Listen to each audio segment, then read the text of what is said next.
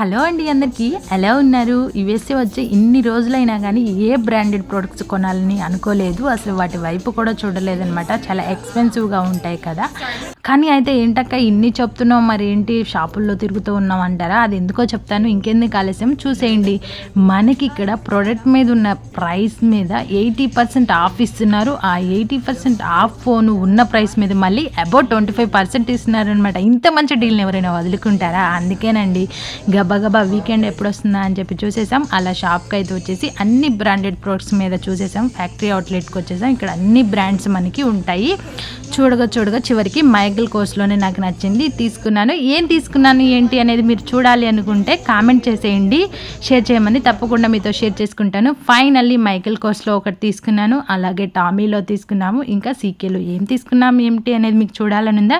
అయితే ఇంకెందుకు, మన ఛానల్ని సబ్స్క్రైబ్ చేసుకొని లైక్ చేసి కామెంట్ చేయండి, తప్పకుండా షేర్ చేస్తాను. ఇంకొక మంచి వీడియోతో మళ్ళీ మీతో అయితే కలుస్తాను. Bye friends, thanks for watching, take care.